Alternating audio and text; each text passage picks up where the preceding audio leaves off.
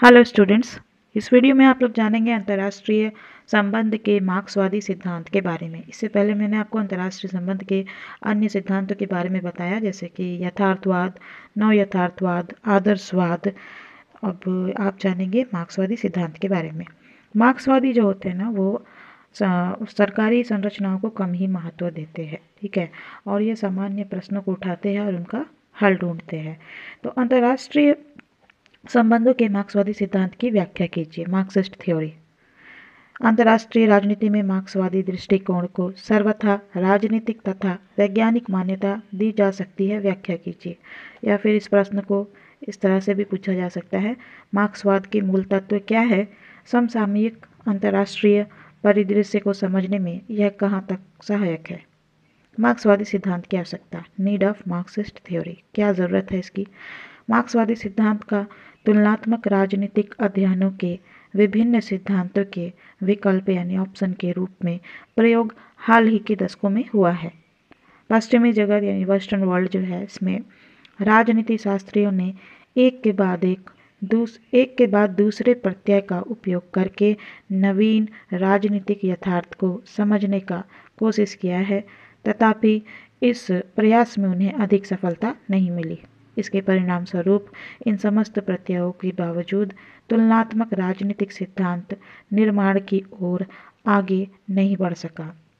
राजनीति शास्त्रियों ने विकासशील राज्यों में होने वाले राजनीतिक विकास, राजनीतिक आधुनिकीकरण और राजनीतिक संस्कृतियों में परिवर्तनों पर गहनतम अध्ययन किए। इन अध्ययनों से, इन स्टडीज से तुलना की विधियों का परिष्करण हो गया तथा नई नई परिविधियां तथा प्रत्यय अध्ययन किए गए। इन अध्ययनों के परिणाम स्वरूप तुलना की विधियों का परिष्करण हो गया तथा नवीन प्रविधियां, प्रत्यय अध्ययन, दृष्टिकोण और तुलना के नए आयाम और अवधारणाएं तथा प्रस्थापनाएं स्थापित होने लगी, परंतु राजनीति का कोई सामान्य सिद्धांत नहीं बन पाया। इन असहाय परिस्थितियों से बाध्य होकर कुछ विचारकों ने इस बात पर ध्यान दिया कि क्या सोवियत रूस का विकास सिद्धांत अर्थात मार्क्सवादी परिप्रेक्ष्य तुलनात्मक विश्लेषण का वैकल्पिक ढांचा, फ्रेमवर्क बन सकता है? क्या इस उपागम यानी मार्क्सवादी उपागम का प्रयोग करके तुलनात्मक अध्ययन करने पर किसी प्रकार के सामान्यीकरण तक पहुंचा जा सकता है? गहन विचार विमर्श के बाद उन्हें सफलता की किरण दृष्टिगोचर हुई। तुलनात्मक राजनीतिक अध्ययन के बाद परिप्रेक्ष्यों की राजनीति का सिद्धांत प्रस्तुत करने में असफलता, ये जो है प्रमुख कारण है। इस नए अध्ययन सिद्धांत के प्रचलन और प्रयोग के लिए उत्तरदायी कारणों में से दो कारण जो है प्रमुख माने जाते हैं। उसमें से पहला कारण है कि मार्क्सवादी दृष्टिकोण के समर्थकों ने यह स्वीकार किया है कि पाश्चात्य जगत के राजनीति शास्त्रियों ने अत्यधिक परिष्कृत सैद्धांतिक संरचनाएं प्रस्तुत की है, फिर भी वे तुलनात्मक राजनीतिक अध्ययनों को सुव्यवस्थित, सुनिश्चित और वैज्ञानिक मात्र ही बना सके हैं। वे इससे आगे नहीं बढ़ पाए। वे राजनीति का सामान्य सिद्धांत नहीं बना सके। मार्क्सवादी सिद्धांत के प्रचलन में आने, प्रयोग में आने का दूसरा कारण है पाश्चात्य ढांचे द्वारा किए गए तुलनात्मक अध्ययनों द्वारा नए राज्य की राजनीतियों का संतोषजनक स्पष्टीकरण देने में असफलता। पश्चिमी लेखकों ने जिन उद्देश्यों को प्राप्त करने के लिए नए नए अध्ययन उपागमों का प्रयोग किया, वे उस उद्देश्य में असफल रहे हैं। उनके द्वारा प्रतिपादित तुलनात्मक अध्ययनों के उपागम नव उदित माने नए उदय हुए राज्यों की राजनीतियों का संतोषजनक स्पष्टीकरण नहीं दे सके हैं। नवीन सिद्धांत की आवश्यकता। परिणाम स्वरूप तुलनात्मक विश्लेषण के ऐसे नई दृष्टिकोण की आवश्यकता अनुभव की जाने लगी जो उपरोक्त आलोचनाओं तथा दोषों से मुक्त हो तथा जो विकासशील राज्यों की राजनीतिक व्यवस्थाओं पर विशेष रूप से लागू हो तथा उनमें होने वाले परिवर्तनों के बारे में दिशात्मक संकेत दे सके, साथ ही राजनीति का सामान्य सिद्धांत बनाने में सहायक हो तथा जिसके आधार पर किए गए तुलनात्मक विश्लेषणों में ऐतिहासिक स्थायित्व हो। मार्क्सवादी सिद्धांत को इस प्रकार के उद्देश्यों की उपलब्धि में सहायक माना गया है। मार्क्सवादी सिद्धांत का अर्थ। The meaning of the theory of Marxist perspective. मार्क्सवादी अध्ययन के दृष्टिकोण का प्रयोग तुलनात्मक राजनीतिक विश्लेषणों में होने लगा है।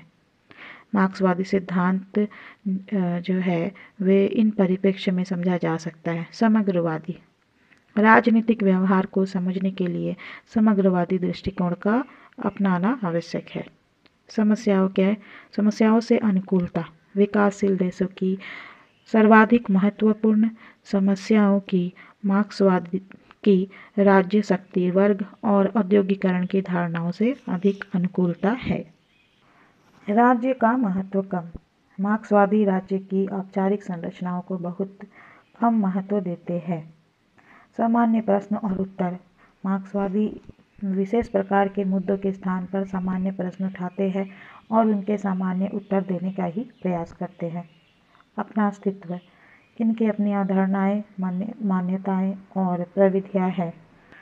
तो चलिए जानते हैं कि मार्क्सवादी सिद्धांत की मान्यताएं या आधार क्या है। मार्क्सवादी सिद्धांत की प्रमुख मान्यताएं या आधार। Main assumptions of basis of Marxist theory. मार्क्सवादी दृष्टिकोण की प्रमुख मान्यताएं या आधार इस प्रकार है। आर्थिक तत्वों की भूमिका। Role of economic factors. मार्क्सवादी दृष्टिकोण के अनुसार राजनीतिक, सामाजिक, स्थानीय तथा अंतर्राष्ट्रीय संबंधों के निर्धारण में मुख्यतया आर्थिक तत्व ही निहित होते हैं। मार्क्स ने द्वंद्वात्मक भौतिकवाद के आधार पर युग परिवर्तन की प्रक्रिया को समझाया है तथा आर्थिक आधार पर समाज को दो वर्गों में विभक्त किया है। यह आर्थिक संरचना राष्ट्रीय और अंतर्राष्ट्रीय संबंधों को व्यापक रूप से प्रभावित करती है। वर्ग संघर्ष, क्लास स्ट्रगल। मार्क्स के अनुसार ऐतिहासिक काल से ही समाज में दो आर्थिक वर्गों का अस्तित्व रहा है। पहला पूंजीवादी वर्ग और दूसरा निर्धन वर्ग। पूंजीवादी वर्ग का उत्पादन के साधनों पर स्वामित्व होता है। निर्धन वर्ग शोषित वर्ग होता है। अंतर्राष्ट्रीय स्तर पर भी यही स्थिति देखने को मिलती है। अंतर्राष्ट्रीय स्तर पर आर्थिक दृष्टिकोण से राज्यों की तीन श्रेणियां हैं: विकसित, विकासशील एवं अविकसित। विकसित राष्ट्रों का आर्थिक साधनों पर एकाधिकार होता है तथा अन्य राष्ट्र सहायता के लिए उन पर आश्रित होते हैं। अंतर्राष्ट्रीय स्तर पर धनी और निर्धन राष्ट्रों के मध्य का विभाजन साम्राज्यवादी वर्ग यानी पूंजीवादी वर्ग एवं समाजवादी वर्ग के रूप में जाना जाता है। निर्धन राष्ट्र को समाजवादी वर्ग कहा गया है और धनी राष्ट्र जो है से पूंजीवादी वर्ग। संगठनों का निर्माण, फॉर्मेशन ऑफ ऑर्गेनाइजेशंस। पूंजीवादी राष्ट्र पारस्परिक प्रतिद्वंदिता से निपटने के लिए एवं निर्धन राष्ट्रों का शोषण करने के लिए संगठनों का निर्माण करते हैं। पूंजीवादी राष्ट्रों के श्रमिक समाजवादी राष्ट्रों के श्रमिकों से शक्ति प्राप्त करके पूंजीवादी राज्यों के शोषण को नियंत्रित करने का प्रयास करते हैं। शोषण मुक्त समाज, सोसाइटी फ्री फ्रॉम एक्सप्लॉयटेशन। मार्क्सवाद सर्वहारा वर्ग की विश्वव्यापी क्रांति का समर्थन करता है। समाजवादी राष्ट्रों में श्रमिक शोषण को समाप्त करने में सफल रहे हैं, जबकि पूंजीवादी राष्ट्रों एवं तृतीय विश्व के देशों में श्रमिकों का शोषण अभी भी जारी है क्योंकि उनमें संगठन का अभाव है। मार्क्स ने संपूर्ण विश्व के मजदूरों के एक होने का आह्वान किया है। नव उपनिवेशवाद, न्यू कॉलोनियलिज्म। यद्यपि साम्राज्यवाद एवं उपनिवेशवाद की व्यवस्थाएं समाप्त हो चुकी है, किंतु वर्तमान में पूंजीवादी राज्य एक नई व्यवस्था नव उपनिवेशवाद के द्वारा तृतीय विश्व के देशों पर अपना नियंत्रण स्थापित कर रहे हैं। श्रमिकों की संगठित शक्ति में वृद्धि ही इस शोषण को समाप्त कर सकती है। नव उपनिवेशवाद को क्या समाप्त कर सकता है? यदि श्रमिक जो है एकत्र हो जाए, इकट्ठा हो जाए, संगठित हो जाए, संगठित शक्ति में उनकी वृद्धि हो, बढ़ोतरी हो, तो इससे ये शोषण को समाप्त किया जा सकता है। इस प्रकार स्पष्ट है कि वर्ग संघर्ष की परिभाषाओं ने अंतर्राष्ट्रीय संबंधों के वर्तमान परिप्रेक्ष्य में नए आयाम ग्रहण किए हैं। वर्ग संघर्ष में शोषितों की विजय के अभाव में सामाजिक न्याय एवं विषमता का अंत जैसी धारणाएं निरर्थक सिद्ध हो जाती है। आर्थिक जीवन में स्वतंत्रता के अभाव यानी स्वतंत्रता की कमी में राजनीतिक स्वतंत्रता खोखली प्रतीत होती है। मार्क्सवाद के मूल तत्व। मार्क्सवादी सिद्धांत के प्रमुख तत्व इस प्रकार है। साम्राज्यवाद एवं उपनिवेशवाद का अंत, end of imperialism and colonialism. मार्क्सवाद आशान्वित है कि अब पूंजीवाद अपने विस्तार के शिखर पर पहुंच चुका है, इसलिए उसका विनाश सुनिश्चित है। विस्तारवाद साम्राज्यवाद एवं उपनिवेशवाद को कहा गया है के कारण ही विस्तारवाद यानी साम्राज्यवाद एवं उपनिवेशवाद के कारण ही युद्धों एवं सैन्यीकरण को प्रोत्साहन मिला है। अंतर्राष्ट्रीय संबंध में वर्तमान स्थिति यह है कि पूंजीवाद का एकाधिकार स्थापित हो चुका है, जिसका परिणाम असमान राजनीतिक आर्थिक विकास के रूप में परिलक्षित हुआ है। सर्वहारा क्रांति विश्व के सभी शोषित वर्गों को समाजवादी क्रांति के लिए प्रेरित करती है। सर्वहारा अंतर्राष्ट्रवाद, टोटलिटेरियन इंटरनेशनलिज्म। मार्क्सवादियों की मान्यता के अनुसार सर्वहारा क्रांति के परिणाम स्वरूप सर्वहारा अंतर्राष्ट्रवाद की स्थापना होगी। श्रमिकों का कोई राष्ट्रहित नहीं बल्कि सामान्य हित होता है। इस आधार पर संपूर्ण विश्व के श्रमिक एक है। अतः सर्वहारा की मुक्ति के लिए यानी मजदूरों की मुक्ति के लिए सामूहिक प्रयास परम आवश्यक है। व्यक्तियों के द्वारा व्यक्तियों का शोषण समाप्त होने पर राष्ट्रों के मध्य शोषण एवं शत्रुता का व्यवहार भी समाप्त हो जाएगा। आत्मनिर्णय का अधिकार, ये भी मार्क्सवाद का एक तत्व है, राइट ऑफ सेल्फ डिसीजन। मार्क्सवाद के अनुसार विश्व के सभी राष्ट्रों को अपनी राष्ट्रीय नीतियाँ स्वतंत्र रूप से निर्धारित करने का अधिकार होना चाहिए।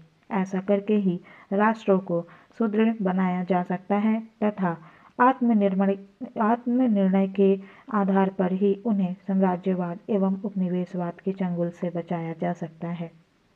शांतिपूर्ण सहअस्तित्व, यह भी एक तत्व है मार्क्सवाद का, पीसफुल कोएग्जिस्टेंस। शांतिपूर्ण सहअस्तित्व के सिद्धांत को सबसे पहले लेनिन और ट्रॉट्स्की ने परिभाषित किया।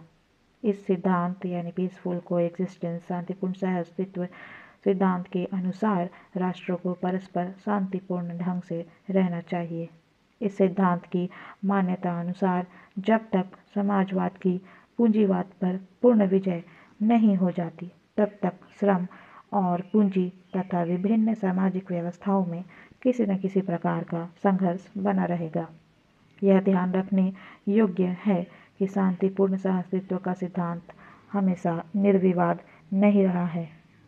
मार्क्सवादी सिद्धांत की कुछ विशेषताएं, कैरेक्टरिस्टिक्स ऑफ मार्क्सिस्ट थ्योरी। प्रत्ययी स्थायित्व, द कॉन्सेप्चुअल स्टेबिलिटी।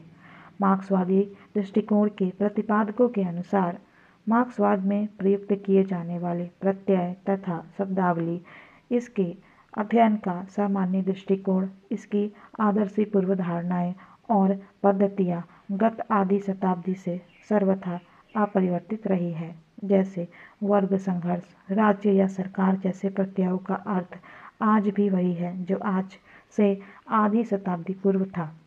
इसका लाभ यह होता है कि अनुसंधान कार्यों में घटनाओं को एक निश्चित तारतम्यता से बांधना संभव हो पाता है। तुलनात्मक विश्लेषण निष्कर्ष निकालने सरल हो जाते हैं। प्रत्ययी स्थायित्व का एक महत्व यह भी है कि प्रत्ययों को बार बार परिभाषित नहीं करना पड़ता है, न ही प्रत्ययों के अर्थ को लेकर कोई विवाद उत्पन्न होता है। स्थायित्व होने से समाज में सभी प्रत्ययों से परिचित होते हैं। संगठित तथा समग्रवादी पद्धति, ये मार्क्सवाद की प्रमुख विशेषता है। Integrated methodology of holistic nature. मार्क्सवादी सिद्धांत में संगठित तथा समग्रवादी पद्धति का प्रयोग किया जाता है। इसके समर्थकों यानी मार्क्सवादियों के अनुसार सभी सामाजिक घटनाक्रम अनेक परिवर्तनों और तत्वों से प्रभावित रहते हैं। अतः सही निष्कर्षों पर पहुंचने के लिए इन सभी का ध्यान रखने के अतिरिक्त अलावा इनको अध्ययन में सम्मिलित करना भी आवश्यक है। मार्क्सवादी सिद्धांत के विशेषता यह भी है कि यह ऐतिहासिक दृष्टि से गत्यात्मक उपागम है। Historically dynamic approach. मार्क्स ने इतिहास की व्याख्या तथा अतुलनीय भावी विकास को नए परिप्रेक्ष्य में समझने का प्रयास किया है। उन्होंने यह व्याख्या करने के साथ साथ कि समाज किस प्रकार विकसित हुआ है, इसका भी विस्तृत विवेचन किया है कि यह भविष्य में किस प्रकार विकास करेगा। सामाजिक दृष्टि से प्रासंगिक ढांचा। Socially relevant framework. सामाजिक दृष्टि से प्रासंगिक ढांचे से तात्पर्य है कि मार्क्सवादी आदर्श सिद्धांतों के निर्माण को लेकर उनको समझने और उनके स्पष्टीकरण का प्रमुख ध्येय रखते हैं। उनका यही प्रयास है कि तुलनात्मक राजनीतिक अध्ययनों का प्रमुख जोर समाज से संबंधित और प्रासंगिक बातों को ही अध्ययन और तुलनाओं के लिए चुनने में होना चाहिए। मार्क्सवादी सिद्धांत की उपयोगिता। The utility of Marxist theory. मार्क्सवादी उपागम या सिद्धांत की व्यवहारिक उपयोगिता को इस प्रकार समझा जा सकता है। ऐतिहासिक पृष्ठभूमि पर बल। मार्क्सवादी सिद्धांत राजनीतिक व्यवस्थाओं के निरंतर ऐतिहासिक विकास को अंकित करके समझने का प्रयास करता है। व्यवस्थित विश्लेषण।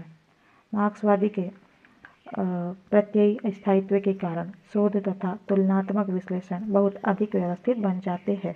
विभिन्न सामाजिक विज्ञानों के शोध के संश्लेषित निष्कर्ष निकालना संभव हो जाता है। समस्त तथ्यों की खोज। मार्क्सवाद राजनीतिक व्यवस्थाओं की प्रकृति को समझने में सहायक है। यह उन समस्त तथ्यों की खोज करता है जो चाहे सामाजिक व्यवस्था में हो, चाहे आर्थिक या सांस्कृतिक व्यवस्थाओं में हो, जो राजनीतिक व्यवस्था को परोक्ष एवं अपरोक्ष यानी डायरेक्ट या इनडायरेक्ट रूप से प्रभावित करने में भूमिका निभाते हो। समस्त पहलुओं का अध्ययन। यह यानी मार्क्सवाद अध्ययन विहंगम दृष्टिकोण से संपूर्ण व्यवस्था के सभी पहलुओं को देखने का प्रयास करता है। इस सिद्धांत की वृत्ति समाज व्यवस्था के समस्त पक्षों पर एक साथ दृष्टिपात करना संभव बनाती है। राजनीति के समस्त पक्षों को एक एक करके ना देखकर उस पर एक साथ दृष्टिपात करने से संपूर्ण दृश्य सामने आता है। इससे तुरंत ही उस तथ्य को पहचानने में सहायता मिलती है जो तुलना से संबंधित राजनीतिक इकाइयों के संबंध में की गई परिकल्पना के सत्यापन या असत्यापन में सहायक होता है। मार्क्सवादी सिद्धांत की आलोचना। The criticism of Marxist theory. परिशुद्धता की उपेक्षा। मार्क्सवादी सिद्धांत केवल सिद्धांत निर्माण की चिंता करते हैं, वे उनकी परिशुद्धता के लिए प्रयत्न करने की बात भूल जाते हैं। राजनीतिक सिद्धांत प्रस्तावित करने के लिए केवल यही पर्याप्त नहीं है कि तथ्य अवलोकन योग्य हो, तथ्य ऐसे होने चाहिए जिनको मापा और पुनः परखा जा सके। बेमेल मिश्रण। मार्क्सवादी सिद्धांत की आलोचना है बेमेल मिश्रण। मार्क्सवादी सिद्धांत एक ऐसी खिचड़ी है जो सबके उपभोग के लिए बनाई गई है। वास्तव में अलग अलग प्रकार की परिस्थितियों में अलग अलग प्रकार की प्रविधियों की आवश्यकता होती है। इस दृष्टिकोण में सब कुछ को ध्यान में रखने के कारण किसी का भी ध्यान नहीं रह पाता है। उलझाव। राजनीतिक प्रक्रियाएं और सामाजिक संरचनाएं परस्पर इतनी उलझ गई है कि समष्टि स्तर के अध्ययन अंततः निरर्थक बनकर ही रह जाते हैं। राजनीतिक व्यवहार को प्रभावित करने वाले परिवर्तियों की संख्या इतनी अधिक है कि मानव मस्तिष्क कल्पना ही नहीं कर सकता। मार्क्सवादी दृष्टिकोण समष्टि स्तर पर ही ध्यान केंद्रित करके संपूर्ण राजनीतिक सक्रियता को समझने का निरर्थक प्रयत्न मात्र करता है। मार्क्सवादी सिद्धांत में राजनीतिक घटनाओं को समझने तथा उनका स्पष्टीकरण देने की चिंता की सर्वोपरिता और प्रमुखता की वेदी पर अध्ययन पद्धतियों का कठोरतापूर्वक बलिदान कर दिया जाता है। इससे निष्कर्ष पर प्रत्यक्ष प्रभाव पड़ता है।